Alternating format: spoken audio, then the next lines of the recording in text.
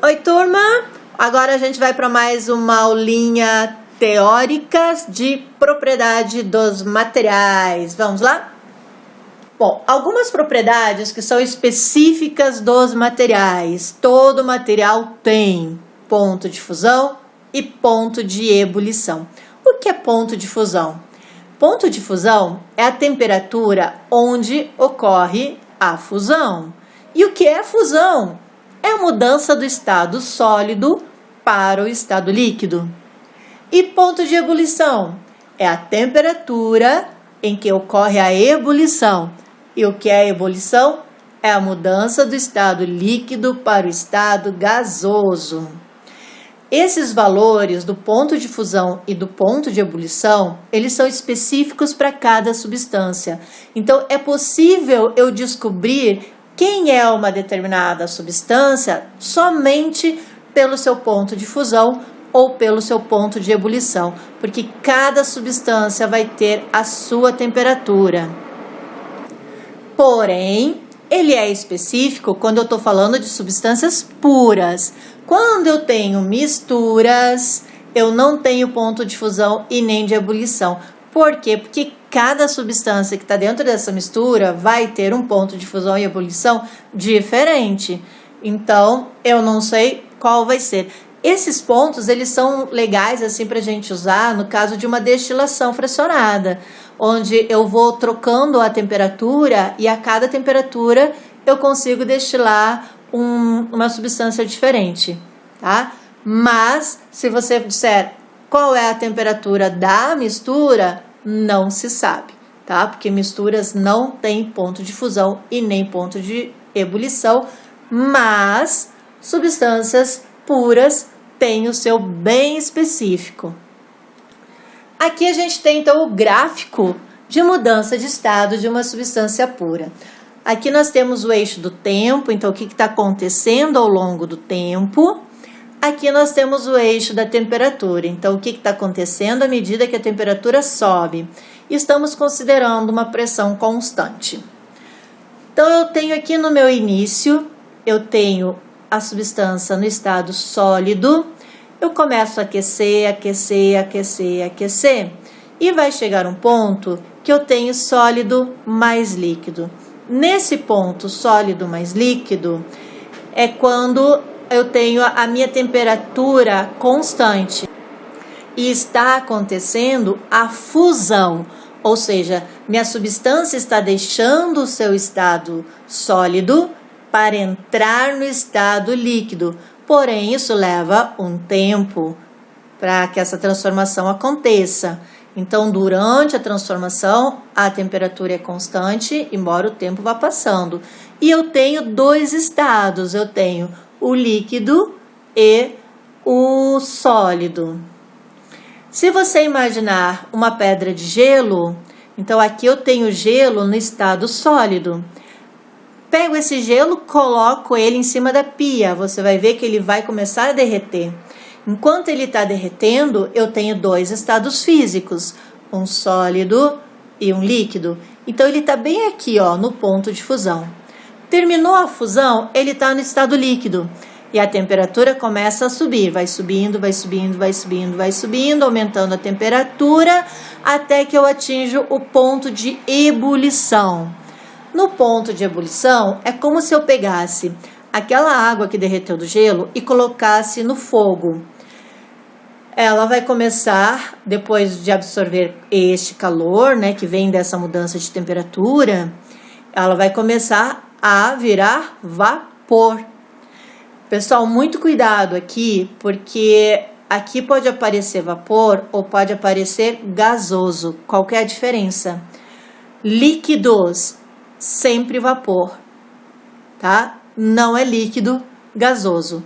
Água não vira gás, se transforma em vapor.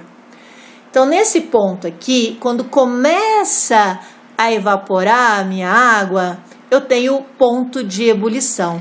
A minha temperatura vai ser constante enquanto eu tiver as duas fases. Depois que toda a água líquida receber esse calor, ela vai ser somente vapor. E aí, aumentando a temperatura, eu vou ter cada vez mais vapor. E aqui depois eu tenho vapor supersaturado, que não convém a gente falar dele agora. Tudo bem? Aqui, então, fica mais fácil de nós entendermos as mudanças de estado. Ó, eu tenho gelo, ele vai ganhar temperatura e eu vou encontrar, então, o ponto de fusão do gelo. E eu tenho aqui a água líquida e o gelo, a água sólida. Depois que eu desmanchei toda essa pedra de gelo, então eu tenho a água líquida. Esse processo do sólido para o líquido chama-se fusão. Se eu pegar essa água e colocá-la de volta nas forminhas de gelo e colocá-la para esfriar, então eu vou ter o processo de solidificação, que é quando o líquido volta a ser sólido. Mas se eu pegar esse líquido e continuar aquecendo, eu vou encontrar o ponto de ebulição, onde esse líquido vai se transformar em vapor. Mas se eu pegar este vapor e eu refrigerar, ou seja, diminuir a temperatura dele para que ele volte a ser líquido, eu tenho o processo chamado de liquefação ou condensação. É a mesma coisa, tá? Posso condensar ou posso liquefazer. É quando o meu vapor volta para o estado líquido. Se eu tenho um sólido e ele passa automaticamente para vapor ou gás, eu tenho um processo chamado de sublimação. E quando eu passo do vapor ou do gás para o sólido, ele também é chamado de sublimação e alguns autores também chamam de ressublimação. Quando eu tenho isso, um exemplo bem legal, bem bacana de fazer em laboratório é você pegar o iodo. O iodo, quando sólido, ele é cinza. A gente aquece e ele vira o gás iodo vermelho. E aí, quando você resfria, ele volta a ser o sólido de novo. Ele é bem bonitinho, bem legal. Ele passa do sólido direto para gás num processo de sublimação. E a outra propriedade muito importante é a densidade. O que é densidade?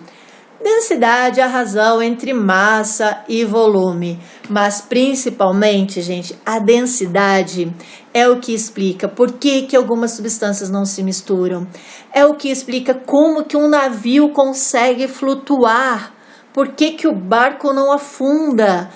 A densidade consegue nos explicar isso, acredita? Pois é, ela é muito importante e a gente usa muito ela.